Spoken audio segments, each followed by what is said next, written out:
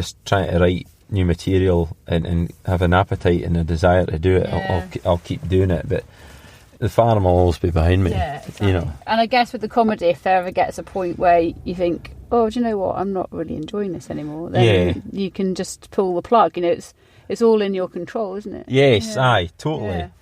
I mean, folk ask me if I not went down south of that yet. I mean, the furthest south I went is Newcastle.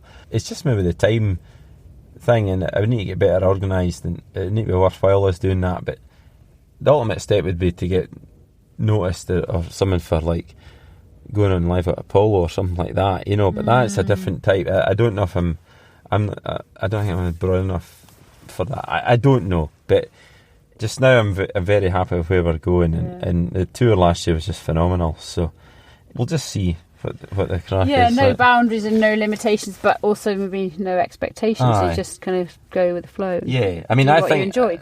If I was just to focus solely on my comedy, I think I'd get quite down. Well, not down, but I think it would scunner me. It would totally scunner me if that's all I had to do.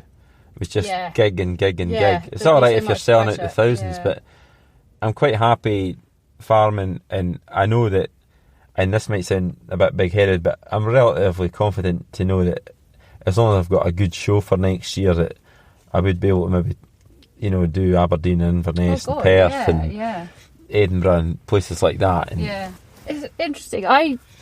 I'm Scottish, but I don't sound it because I grew up in England. But I've noticed, and tell me to shut up if you don't want to answer this, quite a few times today you've said, oh, I don't want to sound big-headed, but you're very humble and modest, and I think it's a Scottish trait to be humble, even if you are selling out gigs at, you know, live at the Apollo or whatever, you'd be like, well, yeah, but I don't want to, you know, I don't want to be big-headed. People should be proud of their achievements. Don't be modest. Arrogant, I know, you know they are, and I just find it. Yeah, everybody, particularly in rural Scotland, is so modest about what they've done. If you'd said what you'd said without the preface of, I don't want to sound big-headed, but I think you just don't want folks saying, oh God, no, who does he think he is? And they don't, and they probably wouldn't, but everyone always worries about that. I heard this, I listened to Radio Scotland once, and I think it had been a guy that, I don't know what he'd been good at. I think he was the World Highland Games champion or something. Say he was like the World Caber tossing guy or something. But his daily job was he worked on a builder's site, and he came away with a gold medal or something, world champion. But he says that was the best thing for bringing them down to earth back on a Monday morning, just you know, mixing cement. Exactly. In your case, the animals don't know. They don't know or care how famous you get, do they? You know, even Floss isn't even aware, and they're just still expecting fed and looked after, regardless. Aye, absolutely. Regardless of whether you've been on TV the night before or not. Yeah, it's interesting. Maura gets annoyed because I've been going out for 3 years now, and it's only the last couple of years where things have taken off for me. So folk asked, somebody asked me, like, did you know Jim before he not made it, but before he became successful? And I was like, no, I knew him when he was shit. You know, I'm not in love with him for his fame and money. She was really annoyed about that. Stuck it out, and I'm still and here. She is actually, because you've all to start somewhere, and Maura, bless her, she'd come down and pick her off the train for Inverness on a Friday night, take her to some bloody gig somewhere. Oh, right. I was maybe getting 50 quid for some men's club somewhere or that, and she stuck with me. Yeah, so you knew she was a keeper. She was like dedicated to the cause. Yeah. You know, so it was nice to finally repair a bit, you know. Yeah. Buy her a patio. French doors. I don't remember what year it was, but I remember a friend and I came into Edinburgh and watched you during the Fringe at the stand, and Morag was featuring in your set, and we came away, and I said to my friend, I was like, Morag's real. Yeah, well, especially with that name. Morag from Inverness. And she was like, yeah, I definitely think she's real. And I was like, I don't know. I was like, I think maybe it's because exactly that. I was like, you couldn't pick the name and where she's from better if you tried. She's not real, but no, she's definitely real. What do all your family members think about it? Great. Because like Caroline and Claire are quite go-ahead people, and they've got their own businesses. So I was kind of lagging behind a bit. So Yeah, they've both got their different diversifications, Yeah. and now yours is even more unique Yeah. than that. Yeah. So delighted, really delighted for us. Yeah. And I'm very proud of them. Actually, they've done well in their both absolutely, respective yeah, things. So yeah. we're great. And we're quite a close family. Actually, I'll speak to them once a week or that, or have a blather, you know. So Yeah. even though Claire lives up at Fraserburgh, you know, we'll keep in touch and know that they're great. And not at one point, even when I was starting off in the early days, or especially Mum, you know, maybe if there was, I don't know, enough going on here, not at one point did they ever say, actually, what you doing, you know, or is it a bit daft? They supported right from the beginning. Yeah. I think maybe if I was constantly dying on my arse. Somebody somewhere would have told you if that was Yeah, well, the happening. audience Yeah. just wouldn't have Yeah, laughed. exactly. You wouldn't have got booked again. But Yeah. I've just been very fortunate. It reminds me a wee bit of Miranda, you know, obviously Miranda. Oh, yeah. Because she's got her on-screen mum.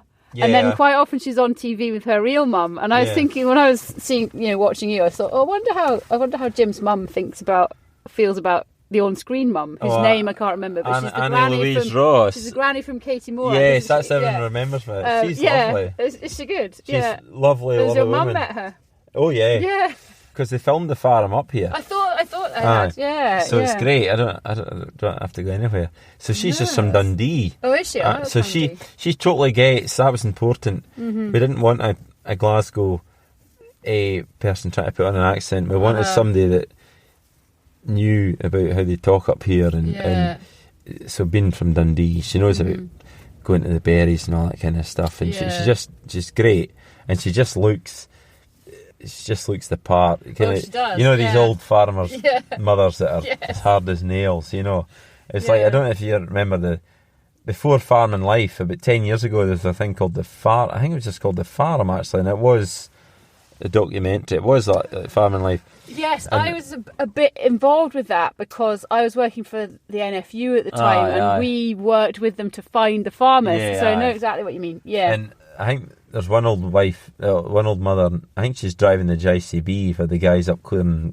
gutters and then she's in making the porridge and just these kind of old hardy, yeah, you know, and they were all probably brought up milking cows, you know, with no heat.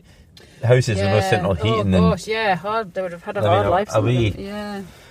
I mean, we don't know how lucky we've got it. I know we moan about farming, but like my granddad's generation, we'd come out in the morning like this and cut neeps, you know, cut neeps for cattle and things like that, and physically bending down in cold weather and chucking them into, you know.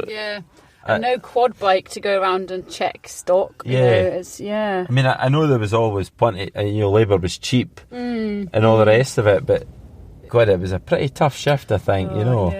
Yeah. I mean, even things like stooking corn, you know, go out in the blazing sunshine and it'd be alright if you were on the reaper, you know, behind the horse. That's the fun job. But then you've got the folk having to stook the sheaves and the stalks, the scratch you, torn to shreds. and then what happens if it pisses with rain or the wind? technology is funny because I always when they first brought out the first combine harvesters, they must have thought it was amazing. You know, this machine that can cut and thresh. Some of the early combine harvesters, they didn't have a grain tank on it to fill into a bogie. It was a bagger unit. They would fill these like 200 weight sacks of wheat on the combine and then just drop it off on the field. So then another guy had to come along and lift it off the ground, and all before the rain came. Yes. You know, like, what? You know, it's just like, we're bloody lucky, you know. Oh, yeah. In so many farming ways. Yeah. And even just take Twitter as an example. You know, people are farmers are sharing so much knowledge and information and stats and support, even just through that one example of a social media platform.